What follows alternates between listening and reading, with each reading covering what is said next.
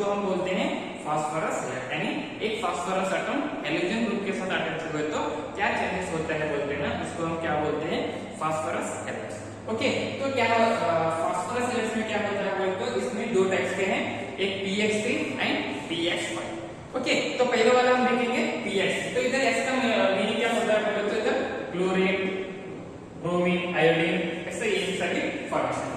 Okay, अभी हमारा first topic है फास्फोरस ट्राइक्लोराइड। क्या है, फास्फोरस ट्राइक्लोराइड। इसको हम क्या बोलते हैं, pX3। तो x की जगह हम कौन सा भी ले सकते हैं। तो हम अगर हम प्रिपरेशन की बात करें तो यानी pX3 हम कैसे प्रिपेयर करते हैं बोले तो क्या करेंगे बोले तो एक व्हाइट फास्फोरस है, तो अगर व्हाइट फास्फोरस हम क्लोराइड के साथ रिएक्शन करते हैं ना, तो तब क्या होता है बोले तो हमको फास्फोरस ट्राइक्लोराइड मिलता है। ओके, फास्फोरस ट्राइक्लोराइड हमारा टॉपिक है ना, हेडिंग। तो कब व्हाइट फास्फोरस क्लोराइड के साथ रिएक्ट होते हैं ना, तब क्या होता है बोले तो फास्फोरस ट्राइक्लोराइड फॉर्मेशन होता है, एक है। उसके छोड़िए अगर व्हाइट फास्फोरस थाइनल क्लोराइड के साथ रिएक्ट करे तो क्या है, when white phosphorus is reacts with thionyl chloride then we are getting a phosphorus trichloride. इधर ये हमको क्या मिल रहा है, फास्फोरस ट्राइक्लोराइड मिल रहा है, और उसके छोड़ के ये सल्फर डाइऑक्साइड है, और क्या है बोले तो ये सल्फर डाइक्लोराइड फॉर्मेशन। ओके, तो अगर हम केमिकल प्रॉपर्टीज की बात करें तो ये क्या होगा बोले तो when phosphorus trichloride is reacts with water, when phosphorus trichloride is reacts with water then we are getting a phosphoric acid and HCl मिल रहा है। ओके, क्या मिल रहा है बोले तो अगर हम phosphorus trichloride वाटर के साथ रिएक्ट करें तो तब क्या हो रहा है बोले तो phosphoric acid मिल रहा है, उसके बाद HCl भी मिल रहा है। ओके, तो अगर ये थोड़ा ऑर्गेनिक कंपाउंड के साथ रिएक्ट करें तो ये क्या है बोले तो एसिटिक एसिड और क्या क्या है बोले तो phosphorus trichloride। तो when acetic acid is reacts with acetyl chloride phosphorus trichloride it can use a acetyl chloride। क्या मिल रहा है बोले तो acetyl chloride मिल रहा है, उसके बाद phosphoric acid भी मिल रहा है। ओके, और लास्ट क्या है बोले तो when ethanol is reacts with phosphorus trichloride, when ethanol is reacts with phosphorus trichloride then we are getting a ethyl chloride, right। इसके बाद हमको क्या मिल रहा है बोले तो phosphoric acid मिल रहा है with the help of with the help of phosphorus trichloride। हम क्या कर रहे हैं बोले तो ऑर्गेनिक कंपाउंड को लेके हम रिएक्शन फॉर्मेशन करके एक नया कंपाउंड और एक नया फॉस्फेट ग्रुप फाइंड आउट करेंगे।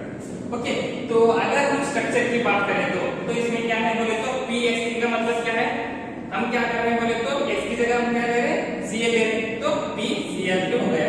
तो एक फास्फोरस ग्रुप में आपको तो मालूम है एक लोन पे रहता है, एक फास्फोरस ग्रुप को 3 क्लोरीन एटम अटैच हुए हैं।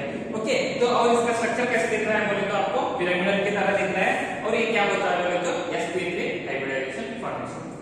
ओके, तो ये क्या है बोले तो फास्फोरस ट्राइक्लोराइड का।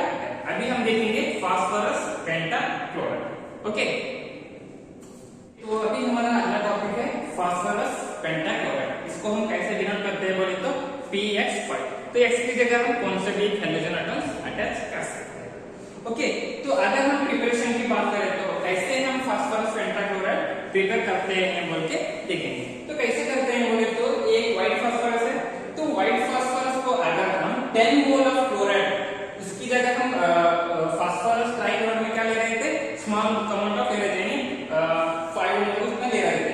लेकिन इसमें क्या हो रहा है बोले तो when white phosphorus is reacts with 10 mole of chloride then it will give phosphorus pentachloride. Okay, और अगर हम व्हाइट फास्फोरस थाइनल क्लोराइड के साथ रिएक्ट हुए तो when white phosphorus is reacts with thionyl chloride तब भी हमको क्या मिलता है बोले तो फास्फोरस पेंटाक्लोराइड मिलता है, उसके बाद सल्फर डाइऑक्साइड फॉर्मेशन होता है। ओके, तो अगर हम इसका केमिकल प्रॉपर्टीज देखें तो केमिकल प्रॉपर्टीज क्या है बोले तो अगर phosphorus pentachloride is reacts with water, क्या है बोले तो when phosphorus pentachloride is reacts with water it can use phosphonic chloride. Okay, उसके बाद क्या हो रहा है बोले तो HCl मिल रहा है। ओके, उसके बाद क्या है बोले तो when phosphoxy trichloride is reacts with water it can use phosphoric acid.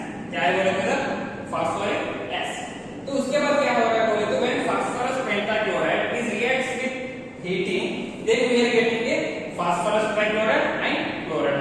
अगर हम फास्फोरस पेंटाक्लोराइड से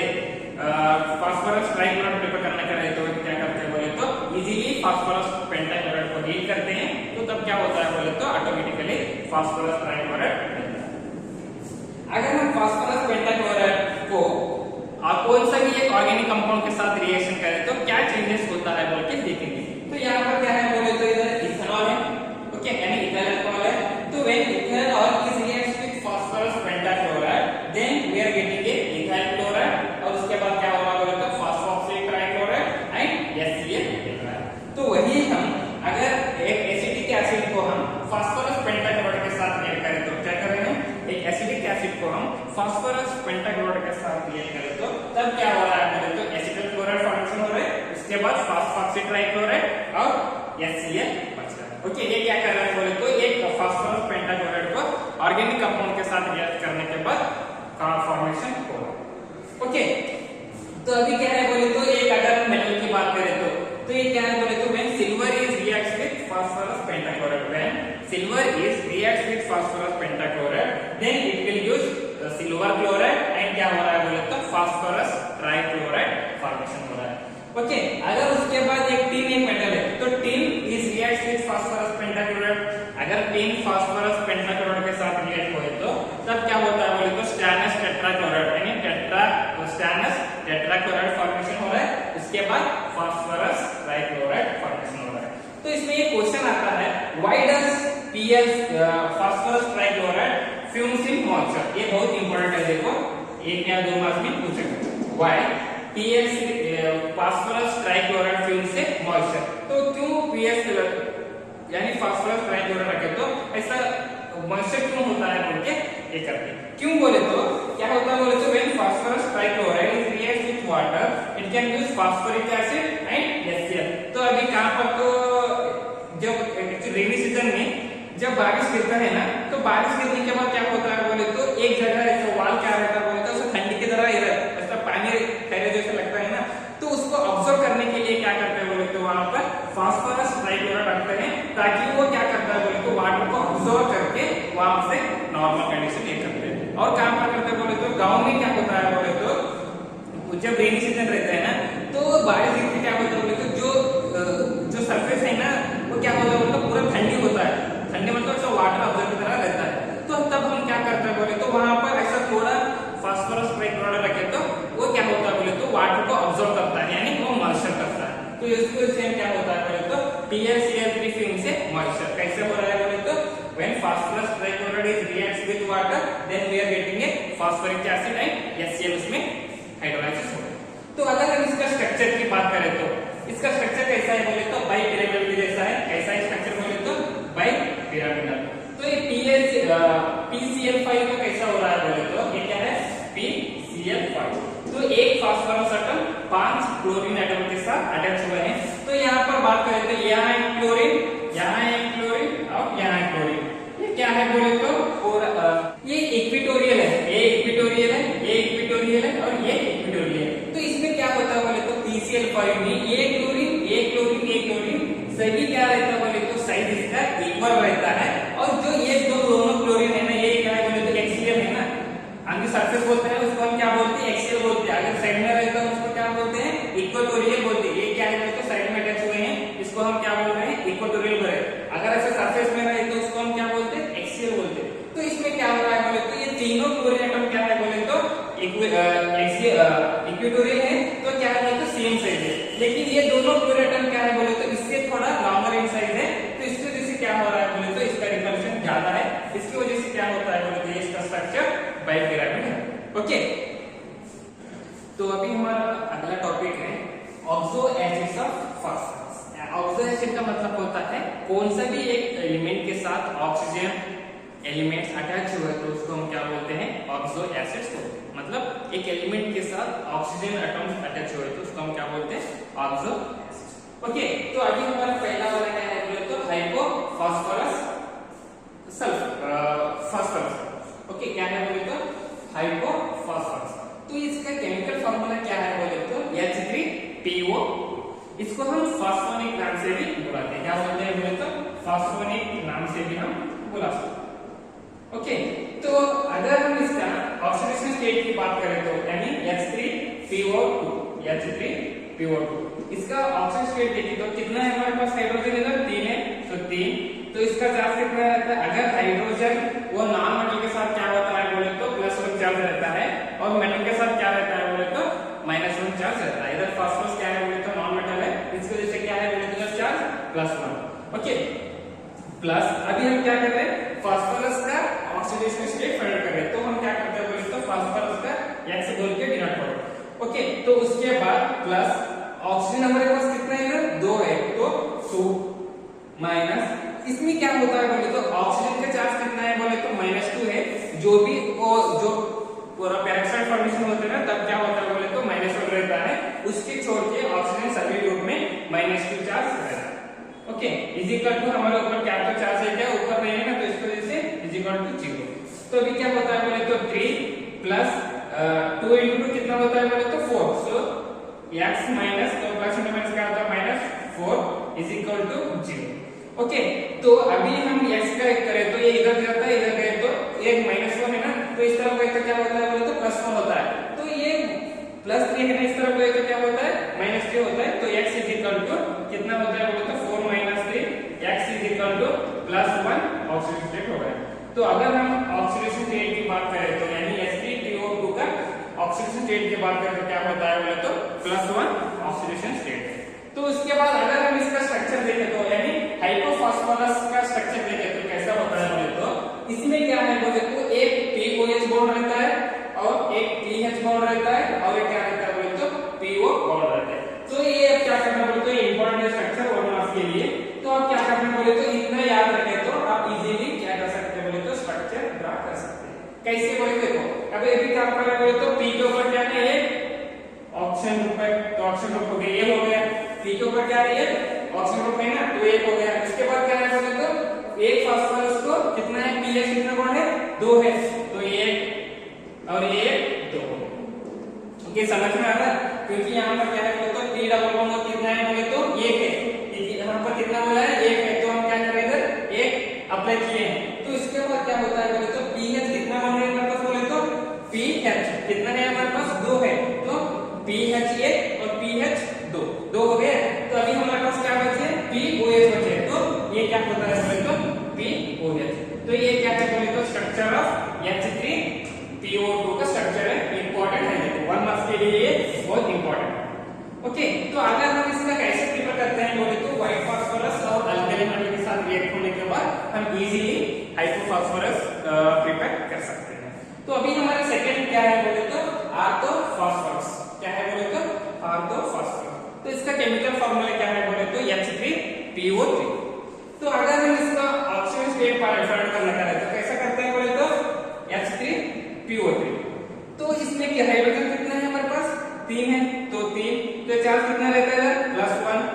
ओके, प्लस हम क्या कर रहे हैं फास्फोरस का ऑक्सीजन स्टेट फाइंड कर रहे हैं, तो हम क्या करना बोले तो फास्फोरस को X बोल के डिनोट करो, तो +X। ओके, प्लस ऑक्सीजन हमारे पास कितना है इधर 3 है, तो 3, तो ऑक्सीजन का चार्ज कितना रहता है -2, सो -2 इज इक्वल टू 0। ओके, तो इसके बाद क्या होता है बोला 3 + x, सो 3 into 2 कितना होता है -6 इज इक्वल टू 0। तो x इज इक्वल टू -3 इस तरफ गया तो क्या होता है इधर +3 होता है, और +3 इस तरफ गए तो क्या होता है बोले तो -3 होता है। सो x इज इक्वल टू कितना होता है 6 - 3 पर ऑक्सीडेशन स्टेट हो गया। तो H3PO3 का ऑक्सीडेशन स्टेट कितना है बोले तो +3। ओके, तो इसके बाद अगर इसका स्ट्रक्चर की बात करें तो स्ट्रक्चर की बात करें तो क्या होता है बोले तो इसमें क्या है बोले तो एक P डबल बॉन्ड कितना है इधर P डबल बॉन्ड कितना है इधर 1 है, तो हम क्या करें इधर 1 और 1 ऐड हो गया। तो उसके बाद क्या है बोले तो pH कितने हैं हमारे पास 1 है, तो pH तो 1 हो गया। तो अभी क्या है बोले तो POH हमारे पास कितने हैं POH ग्रुप हमारे पास 2 है, तो अभी हम क्या करते हैं बोले तो इधर है OH ग्रुप और इधर है OH ग्रुप। तो ये क्या हो गया बोले तो हमारा स्ट्रक्चर ऑफ H3PO3 यानी ऑर्थोफॉस्फोरस। ये भी क्या है बोले तो 1 मार्क्स के लिए आपको इंपॉर्टेंट है। ओके, तो अभी हमारा third oxo acids of phosphorus है, इसका नाम है पायरोफॉस्फोरस। तो पायरोफॉस्फोरस क्या होता है बोले तो H4P2O5। तो अगर हम इसका ऑक्सीजन स्टेट की बात करें तो क्या है H4P2O5। तो हाइड्रोजन कितने हैं हमारे पास इधर 4 है, तो चार्ज कितना रहता है इधर 1 प्लस हम क्या कर रहे हैं बोले तो इधर फास्फोरस का ऑक्सीडेशन स्टेट फाइंड कर रहे हैं, तो इस वजह से कितना है हमारे फास्फोरस 2 है, तो 2x प्लस ऑक्सीजन कितने हैं हमारे पास 5 है, इसका चार्ज कितना है -2 इज इक्वल टू 0। ओके, तो कितना हो गया 4 plus 2x 5 into 2 10 minus 10 is equal to 0। Okay, so 2x एक तरफ करो, सो 10 में 4 में तो कितना रहते हैं 6, तो x is equal to कितना होता है 2 1 2 3 सो x is equal to कितना हो गया +3 ऑक्सीडेशन स्टेट। और स्टेट की बात करें तो इसमें क्या है बोले तो 2 POH ग्रुप है, 2 PH ग्रुप है और 2 PO है। तो इसके हिसाब से हम क्या कर रहे हैं बोले तो इधर क्या है 2 P है ना, तो इसमें क्या है तो 2 PO बोल रहे हैं, तो एक PO एक PO। ओके, इसके बाद क्या है बोले तो 2 POH ग्रुप, एक OH ग्रुप और एक H, और क्या है बोले तो 2 PH ग्रुप, सो एक PH और एक PH। ओके, तो ये क्या है बोले तो अगर हम हाइपोफॉस्फोरस प्रिपेयर करने का है तो हम क्या करते हैं बोले तो फास्फोरस ट्राइक्लोराइड को अगर हम फास्फोनिक एसिड के साथ रिएक्ट करने के बाद हमको एक पायरोफॉस्फोरस मिलता है। ओके, तो इसके बाद 4 क्या है बोले तो हाइपोफॉस्फोरिक, तो इसको हम क्या बोलते हैं बोले तो H4P2O6। तो अगर हम इसका ऑक्सीडेशन स्टेट की बात करें तो कितना होता है इधर 4, कितना है हाइड्रोजन चार्ज कितना है 1 प्लस फास्फोरस कितना है हमारे पास इधर 2 है 2x प्लस ऑक्सीजन कितना है 6 है 6, तो चार्ज कितना है बोले तो -2 इज इक्वल टू 0। तो 4 plus 2x 6 into 2 -12 is equal to 0। तो 2x एक तरफ करो, कितना होता है इधर 12 में 4 गए तो कितना होता 8 is equal to 0, so 2 1 2 4 so x is equal to +4 oxidation state हो गया। तो अगर हम हाइपोफॉस्फोरस फास्फोरिक का ऑक्सीडेशन स्टेट की बात करें कितना होता है इधर बोले तो +4 ऑक्सीडेशन स्टेट होता है। तो इसमें क्या होता है बोले तो 4 OH ग्रुप रहता है, 2 PO ग्रुप रहता है और ये क्या रहता है बोले तो PP बॉन्ड रहता है। तो ये क्या है बोले तो एक PP बॉन्ड है। ओके, इसके बाद क्या है बोले तो 2 PO ग्रुप है, इसके बाद क्या है बोले तो 4 क्या है बोले तो POH ग्रुप है ना, तो 4 क्या है बोले तो POH ग्रुप है। ओके, तो ये कैसे प्रिपेयर करते हैं बोले तो रेड फास्फोरस और अल्किल के साथ रिएक्ट करने के बाद हमको ये मिलता है। तो अभी क्या है बोले तो फिर तो फास्फोरिक, इसको हम क्या बोलते हैं बोले तो H3PO4 इसका केमिकल फार्मूला है। तो अगर हम इसका ऑक्सीडेशन स्टेट की बात करते हैं कितना होता है बोले तो 3 1 plus x plus 4 -2 is equal to 0। तो 3 plus x -4 into 2 8 is equal to 0। तो x इज इक्वल टू 8 में 3 गए तो कितना होता है 5, तो +5 ऑक्सीडेशन स्टेट। तो H3PO4 का ऑक्सीडेशन रेट कितना है बोले तो +5। तो ये हम कैसे प्रिपेयर करते हैं बोले तो इसमें क्या है बोले तो 3 POH ग्रुप है और एक PO ग्रुप है। तो क्या है बोले तो 3 OH ग्रुप है और क्या है बोले तो एक PO, क्या है बोले तो 5 फास्फोरिक, इसका क्या है बोले तो H4P2O7। अगर इसका हम ऑक्सीडेशन रेट फाइंड करने का है तो कैसे करते बोले तो 4 1 plus 2x plus 7 -2 is equal to 0। कैसा है 4 हाइड्रोजन है, इस वजह से 4 और इसका चार्ज कितना रहता है हाइड्रोजन का बोले तो 1 रहता है और फास्फोरस कितना है हमारे पास 2 है, इसलिए हम क्या कर रहे हैं बोले तो फास्फोरस का फाइंड कर रहे हैं ना, तो x ले रहे हैं बोले तो, और क्या है बोले तो इधर 7 ऑक्सीजन कितना है हमारे पास 7 है और ये क्या होता है बोले तो इधर -2 क्या हो बोले तो इसका चार्ज -2 है। तो अभी क्या होता है 4 plus 2x -7 into 2 14 is equal to 0। तो क्या होता है बोले तो इधर तो 2x इज इक्वल टू 14 में 4 गए कितना रहता है 10 रहता है, so 2 1 2 5, so x is equal to +5 oxidation state. तो इसकी स्ट्रक्चर की बात करें तो क्या होता है बोले तो 4 POH ग्रुप रहता है और 2 PO ग्रुप रहता है और ये क्या है बोले तो POP ग्रुप रहता है। तो ये स्ट्रक्चर भी बहुत इंपॉर्टेंट है, अच्छी तरह से ये करो, अगर ये आपको अच्छी तरह से याद आए तो इजीली आप बना कर सकते हैं। तो क्या है बोले तो एक POP है, ये 2 फास्फोरस के ऊपर ऑक्सीजन ग्रुप अटैच है इधर ऐसा, और क्या है बोले तो एक फास्फोरस को 2 OH ग्रुप, एक फास्फोरस को 2 OH ग्रुप, ये भी बहुत इंपॉर्टेंट। ओके, इसके बाद क्या है बोले तो मेटाफॉस्फोरिक, ये क्या है बोले तो HPO3 जो यहाँ पर एन टर्म्स है ना तो ऑक्सीजन स्टेट उतना ये नहीं आता। ओके, तो इसमें क्या करते हैं बोले तो इसमें भी 3 POH ग्रुप है, 3 PO ग्रुप है और 3 POP ग्रुप है। तो ये कैसे प्रिपेयर कर सकते हैं बोले तो फास्फोरिक एसिड को हम और ब्रोमीन के साथ रिएक्ट करने के बाद क्या होता है बोले तो ये तो 3 फास्फोरस ग्रुप है। ओके, इसके ऊपर क्या होता है बोले तो इधर फास्फोरस डबल बॉन्ड है और OH कितने हैं हमारे पास बोले तो 3 है OH, इधर एक गया 2 3 OH है। उसके बाद क्या है बोले तो 3 POP है, 1 2 और सर कंटिन्यू चेन फॉर्मेशन होता है। तो ये क्या है बोले तो मेटाफॉस्फोरिक एसिड। तो कल हम क्या करेंगे बोले तो ग्रुप 16 एलिमेंट्स के बारे में पढ़ेंगे। Okay, thank you.